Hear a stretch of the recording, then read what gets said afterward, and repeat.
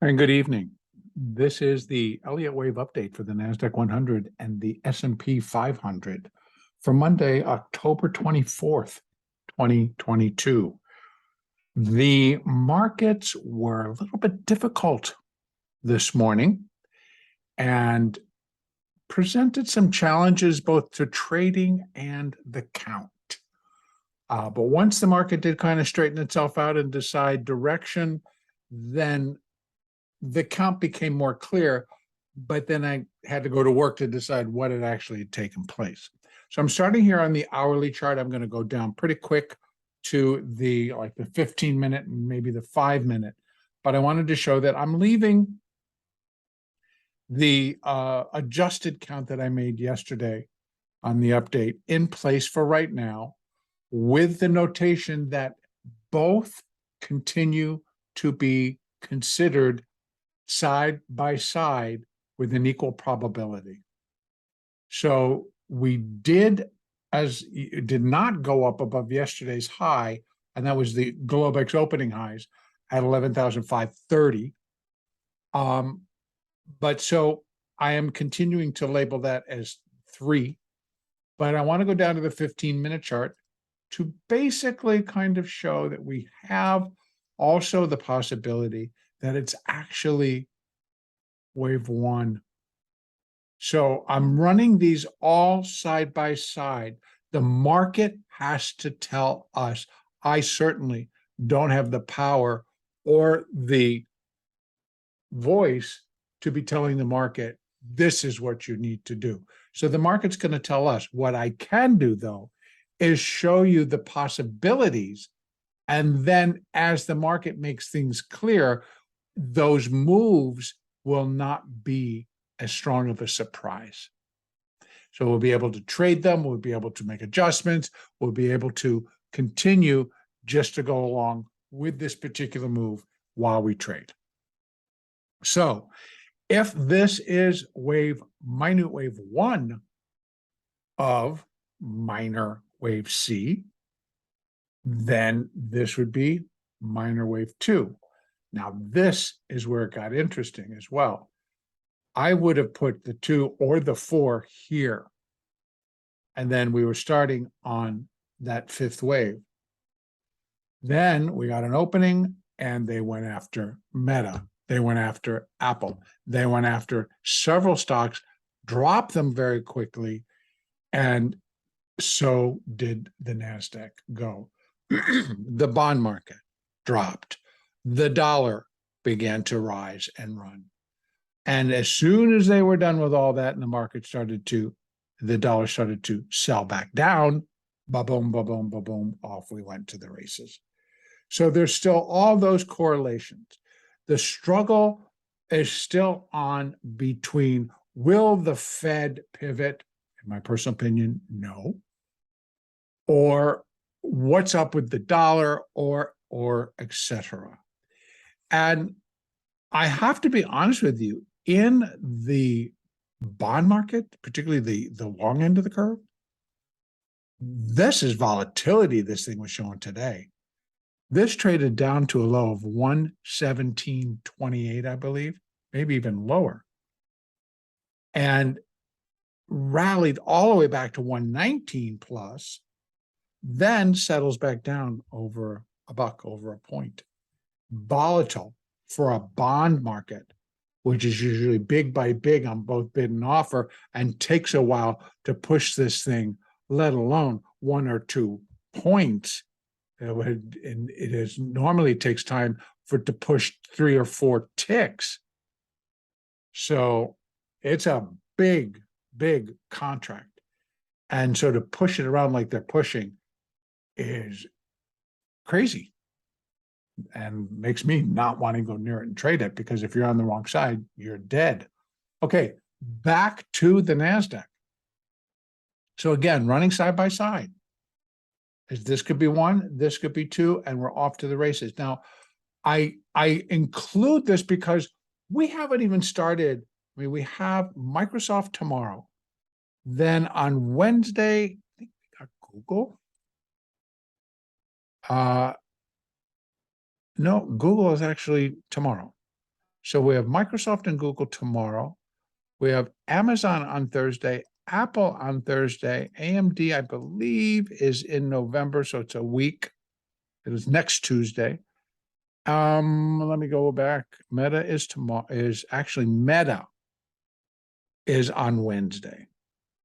And Microsoft is tomorrow, like I just said. Then we can move on down. We have PayPal. Again, that would be next week. We have a NVIDIA mid-month. Tesla, we already know, and Twitter is also on Thursday. So we do have tomorrow, Wednesday, Thursday. So we have some of the bigger stocks each one of those days. And so having this 1, 2 leaves that room because obviously the interesting thing about Meta today, it was trading as low as 124.30, let's say, right around that neighborhood, traded up to over $130, $130, and then ends up kind of coming back down and closing down on the day. But it was up like $2. It was actually above 131. So the volatility is intense. And someone's trying to knock this down, and I believe to be more reflective of, well, see, we're going up. But in all honesty, as I've said several times, I just think the volatility it's measured via the SPX options. But actually, when we just take a look, volatility is also reflective of the speed, the gauge of how fast one of these markets or stocks is moving. And so it can move up very quickly as it moves down very quickly. So that volatility gets played on both sides, which is something that I continue to discuss and say, don't feel that if the volatility is going, that the market isn't going to move as fast. It normally will, and likely then, of course, to the upside. So a lot of stuff still going on. But if this indeed is 1 and 2, we have then that room to get a 3, a 4, and a 5, and likely get up to those higher levels of resistance to complete minor wave C, intermediate wave 2, or intermediate wave 4. So all these different counts that I'm clustering together and they're side by side. So because of this, I really wasn't expecting the market to kind of go from actually rallying quite nicely to suddenly turning and then just slipping and falling very, very quickly. And but I needed to swing around and continue to take a look at my 5-minute chart to see exactly what's going on. And it was messy. So I had to wait for it to all finish and then do what it needed to do here to actually put some structure around what I think is happening. So I'm going to leave it right now, though, as 1, 2, 3, 4. And this could be within that minute wave 5 up. But if it stays this way, then I'm thinking, this is going to be the level. This gets us over to that 4th wave of 1 lesser degree. Remember, that's just below this, 11,728. Where wave, again, measuring wave 5 to wave 3, then that comes in 100% at 11,687. So we have these great clusters of resistance to complete the whole move. We just got to get through this week with the larger tech titan companies presenting their earnings. And right now, I would think that Meta is not likely going to blow the doors off of any earnings. And I would place my thoughts or my strength on who's going to actually report something decent towards Microsoft, because you see, Microsoft rallied very strongly today and held on to the rally. But then again, so did Apple. Now, it's interesting how we'll attach while the market's going up, so they must be expecting great earnings, et cetera, et cetera. That may be true, but I want to share something today that that normally people aren't looking at because they're just looking at the stock or they're just looking at an index and they're looking at a count. But when we're trying to decide or looking at going like, God, what's lighting a fire under Apple today? Haven't we already had reports that said that iPhone 14 sales were not as robust as the corporate level or the C-level thought they would be? Isn't that has been reported? In fact, of iPhone 14 Pro and Pro Max were not as robust, so they cut back, and then they didn't make enough of the others because they thought they would go for the Pro and the Pro Max, et cetera, et cetera. So there's, and that could just be hearsay. That could just be talk. And we won't really know anything until the time comes when we get the earnings and then we get the press conference. So lots going on. But here in Apple, right out of the gate, within the first half hour of trade, somebody walked in. It could have been a group of orders, but there were 15,000 October 150 calls that expire on Friday, purchased right away. And that's really what turned that stock from heading lower to racing higher. And again, if you understand options, if somebody's buying, market makers, that was a good one, market makers are selling. And if they're selling, the hedge is to buy the stock. So supply and demand with hedging. That could be at play in Meta, that could be at play in Microsoft, that could be at play in actually all of the stocks. And so, and it makes sense when you think about it, because if I'm a market maker on Apple and I'm just out there with my bids and offers and somebody comes in and takes a whole bunch from me, sure, that's your obligation to whatever exchange that you're doing it on, and you go and you hedge. And those hedges are immediate. You go directly to the stock. And if they're smart, maybe they're doing something in the puts. Whatever happens, it just generates what we call delta. And then you've got to hedge your deltas. And if you're a gamma trader, you've got to be taking a look at that. And as the market moves around, you're continuing to hedge. So a lot of things go on during the day that don't necessarily point towards, oh, everybody's getting very bullish on this particular stock or bearish on this particular stock. Okay, back to what we're doing here. So we failed to get back above yesterday's Globex high at 11,530. We got close, but no cigar today. So I'm going to leave this as the fourth wave here. Yeah, it did kind of come down. It didn't overlap the body of wave one, but the tails on both sides overlapped each other. I'm really going to allow that right now because this is so broken and busted and crazy. Excuse me. So 1, 2, 3 or 1, 2. This I'm taking as wave 1 of 5 or wave 1 of 3. So again, dropping down to that 5 minute, and I want to break it down like this because this is what we can do during the day as you're trading, and you can put your fibs up.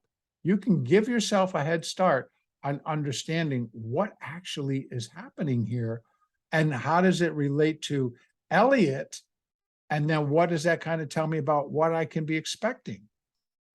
So again, 1, 2, 3, we got a nice 4. The 4 is in.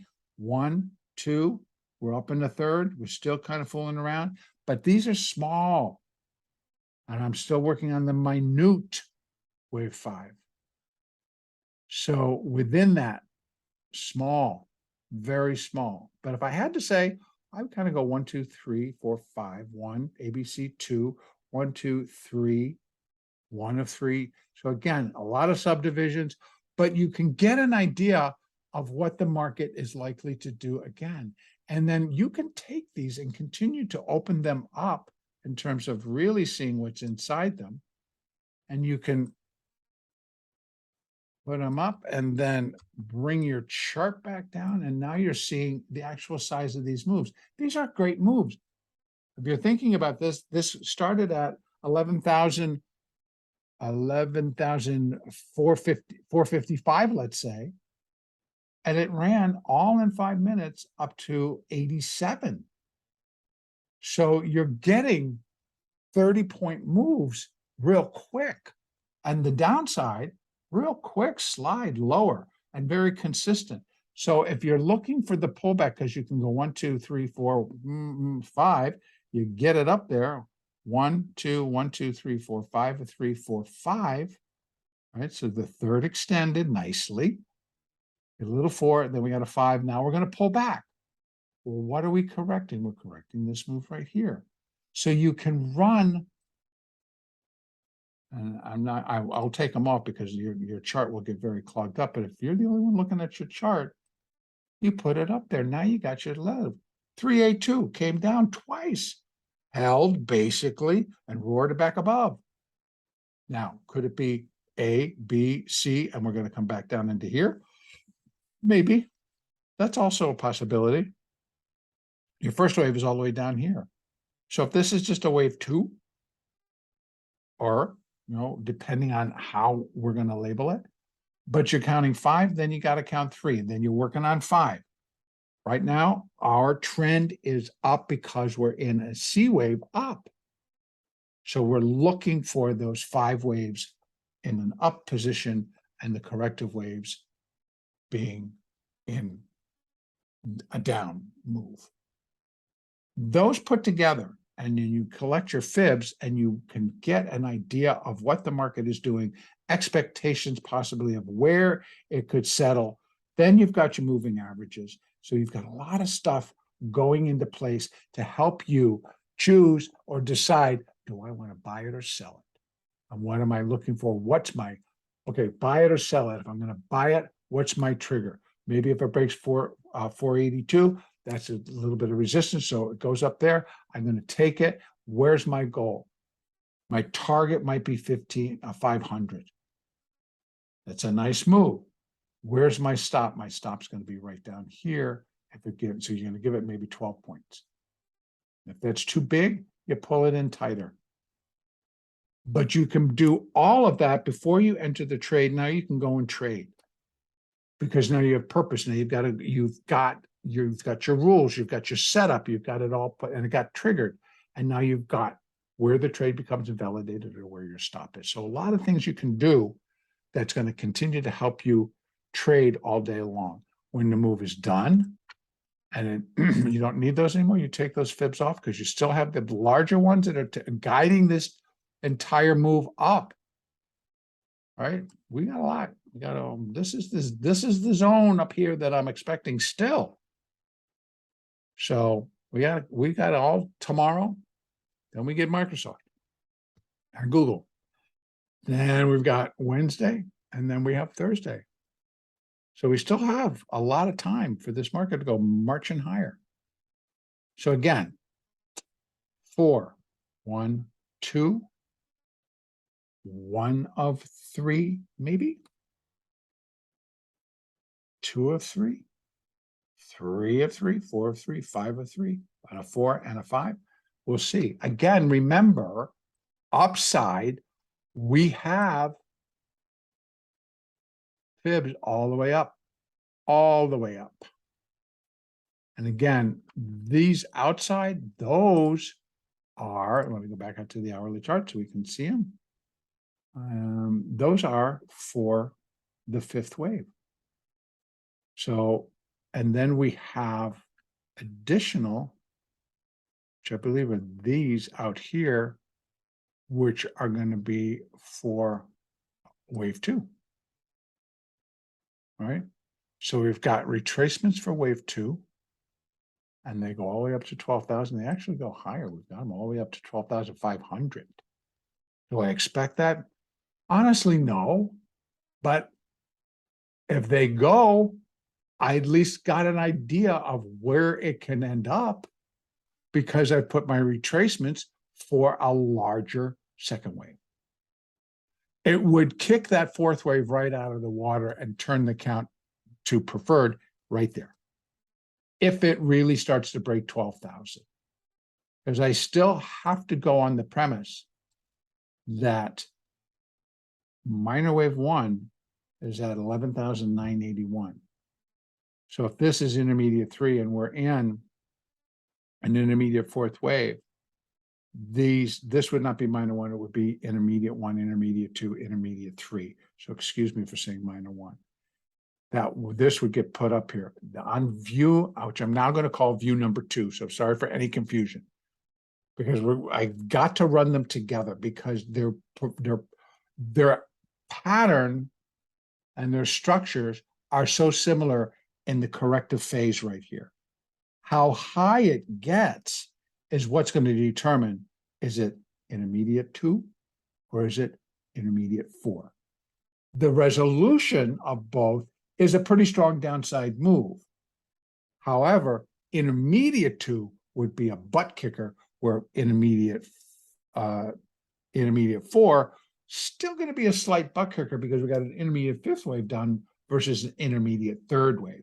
Intermediate 3rd wave down, wow, get out of the way. It should be mean, it should be nasty. And because we've got all this built up energy about the Fed and the dollar and the pivoting and et cetera, et cetera, et cetera, if that doesn't happen, oh, get out of the pool. Get out of the way. That truly would then be, a 3rd wave. It'd be like, bam, just nope, that didn't happen. And it's like death to Smoochie, you could say. And that's a good movie, by the way. Similar to what we got here, disappointment. Similar to what we got here, disappointment, disappointment. So we've gotten plenty of it already. This would be a smaller 5. These are the intermediate legs. So if we're in an intermediate wave 3, and it's going to kick off from up here somewhere, its first intent is to go down and break that low. And do that pretty quick.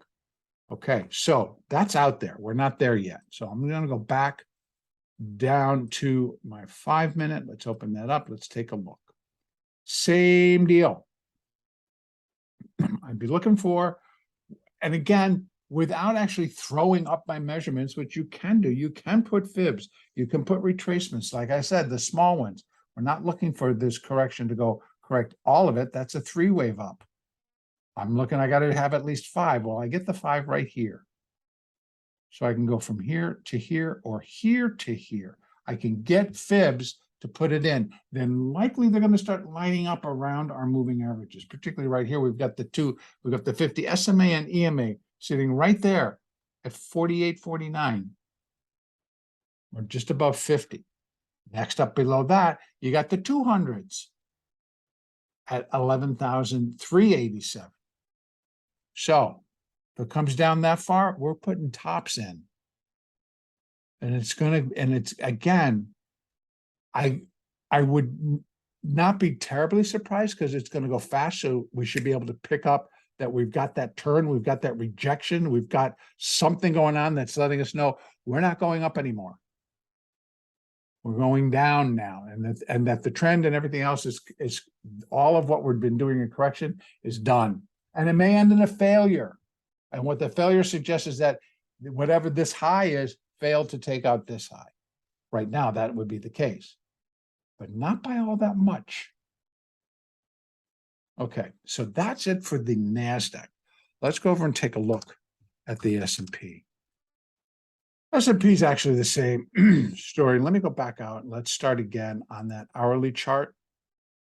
So we can see S&P did the same number this morning, bam, and then rising up. I'm still, but see, it did not come down. So I'm going to leave the 4 here, and this is going to fit in. But I'll tell you what I do often, and I recommend it, to be honest with you. And wrong one. I got to go over here. I go to the line chart. Line chart's on a closing basis. Look how nice that is. Oh, 3, 4. Okay.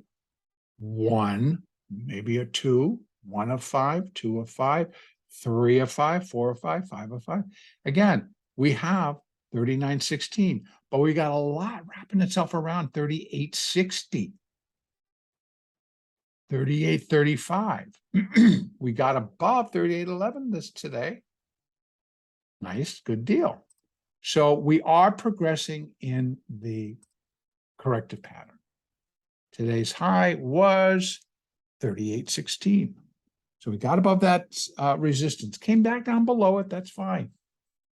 But for 1 of 5, 2 of 5, 3 of 5, 4 of 5, and we're done. Looking for the completion of a minor C wave to complete intermediate wave 2 or intermediate wave 1. Excuse me. It has been a long day. Intermediate wave 2 or intermediate wave 4. Both are going to be an ABC. Both have the potential to come into the same area. But again, let me go back out to my, let's put up the 4-hour chart so I don't have to work so hard. Again, if we're putting this back into the previous count, intermediate wave 1 is here, intermediate 2. Then we get a 1, 2, 3, 4, and a 5. Those remain the same in that position. And this is intermediate wave 3. And this would be intermediate wave 4. Intermediate wave 4 now coming up into that zone around 38.20. So we got 20, and that's up to 37. We got that 58, then we got 916. 916, not really looking for it as a fourth wave. Fourth wave should not overlap the price territory of wave 1. And that's what it would do if it got up there. So if it gets up here, even though it's not breaking it by all that much, it would break it enough to leave this as intermediate wave 1. And that's not a pretty picture to follow. And we'll put this as intermediate wave 2, and then we've got some stronger downside to do. And I know that does not match with a lot of other people what they're talking about. Oh, relief rally. Oh, Fed pivot. Oh, end of year. Oh. It's ripe for disappointment. All right, let's get back down and let's go to that 15-minute chart so we can take a peek at what's on the inside of all of this. Here we go. If I'm labeling this 3 and this 4, this got a little nasty. But guess what? 1, 2, 3, 4, 5. So wave 1 of 5, maybe 2 of 5. Okay. 1 of 3, maybe not even that. So our pullbacks are kind of shallow. They're holding like the 20, they're holding the moving averages. So if we can get up there, we can get this done. We do have that level. We've got 38.22 to 38.35. We get up into there. Excuse me. Maybe that completes. We have 3 of 5. Then we do a 4 and we get a 5. And I'm looking at this zone. And as we get closed in on it, that even just makes it stronger and kind of keeps me in line. It's like, yep, I think we got this time. I think we got the count. And so we can count it out and then be looking for the turn. Now, again, I want to show you how I drop this down. So during the day, how we want to take a look at this. You can run fibs. You can put fibs now, and you can use the others, which would be the extensions, right? If I'm looking for this and I'm going to be comfortable that that's the 4, here's the start of the whole thing. Go to there, to there, to there. Now, what's it look like for wave 5? Where are we zoning around? Look at that. 35, 42, 57, 71. All before we get up to 39.16, which is a different outside view, an outside look. So once we start to get this, we're going to define it even more. And again, I can do it on a 5-minute basis. I can continue to use fibs as long as I'm connecting it to the waves that are related to one another. Extensions, 5 is related to 3. Actually, this is not. I didn't do that right. Please forgive me. Let me remove that because it's from here to here to here. So we got even more. Look at this. Now we're at it's still right at that 20 level, right? So we have 11, which we've gotten over. Now we got 19, which it got pretty dang close. Then we've got the 22. Then we've got 30, 35, 41, 57, 70. So we got a lot going in right there. 38.70, boom, that's where wave 5 would be equal to wave 3. So right now, wave 1's the shortest. So wave 3 is not the shortest wave. So 5 can equal 3. Sure, why not? To get it up to 39.16, it's going to have to push pretty hard. And still would not leave wave 3 as the shortest wave. So we're okay in that manner. So I just want to show you how I go about doing all of this. If you really care to see that in action, I do it in the trade room as well. And you can reform them, you can redo them as needed. So here we have it. NASDAQ, S&P, both progressing nicely. Not as easy to trade because remember, it's a correction. It's a corrective move. Even though we're going up and even though it appears to be bullish and even though they're moving nicely, it's still, that was a little, took the wind out of the sails because it was coming from the other direction. A quick flurry, boom, and then boom, take it all back. And then some. So how do you want to do it? Carefully. But as a day trader, you could pick up that, okay, we're going, and you just reverse and you go with. And then again, you're looking at your Elliott to make sure that where your break points are that are going to nullify and validate what you're counting and validate it. And so then you better go to a different view or an alternate, or you have everything up and already planned out. If it's not this, then what can it be? Like in the NASDAQ, and maybe it's only 1 of 5. Maybe this is only 1 of wave C. Can we do that here in the S&P? Not as strong, but we can. It did not come down and overlap wave 1 as it did in the NASDAQ. So we got a lot of stuff. So this is a little bit cleaner. All right, I'm going to end it right there. Again, tomorrow, we start the big boys. We start the Titans after the close. So also, let's at least not forget that we also have tomorrow, we have consumer confidence at 10 a.m. Eastern. It is a market mover, but it's coming at 10 a.m. and not pre-market. Pre-market, we have the home price index, Case-Shiller. It's just good information, not necessarily market mover. Wednesday, we have international trade in goods, and we have new home sales. And then Thursdays, we get durable goods and GDP. All right. You have a great evening. Next update will be on Tuesday, October the 25th.